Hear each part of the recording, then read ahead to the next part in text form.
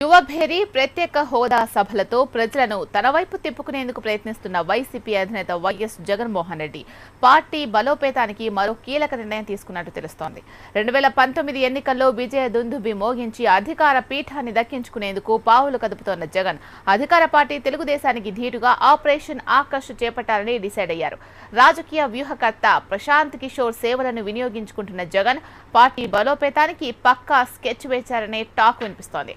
ముఖ్యంగా టీడీపీలో చేరిన 20 మంది వైసీపీ ఎమ్మెల్యేల నియోజకవర్గాల్లో దిమ్మ తిరిగే నిర్ణయం తీసుకున్నారని అంటున్నారు.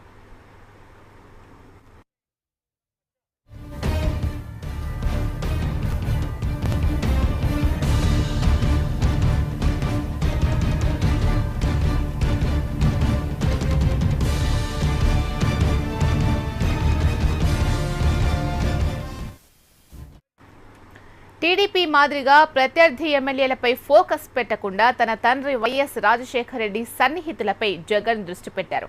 కాంగ్రెస్ సీనియర్ లీడర్లను వైసీపీలోకి ఆహ్వానించడం ద్వారా పార్టీని బలోపేతం చేసేందుకు యాక్షన్ ప్లాన్ మొదలుపెట్టారు.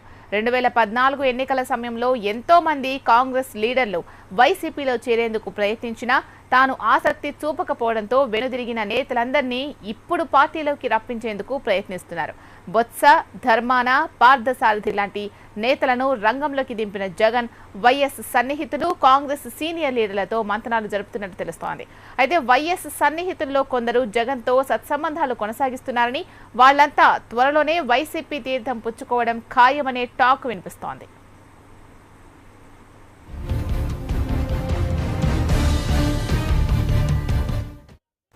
ఇప్పటికే కొందరు కాంగ్రెస్ సీనియర్ లీడర్లతో వైఎస్ సన్నిహితులతో చర్చలు పూర్తయ్యాయని పార్టీ వర్గాలు చెబుతున్నాయి.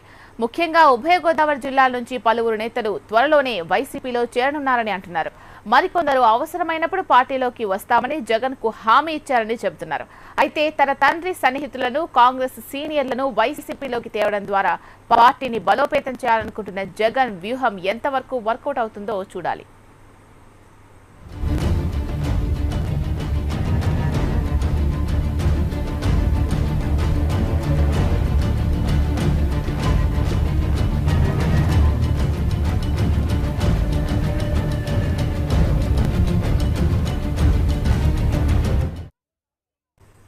ఇవి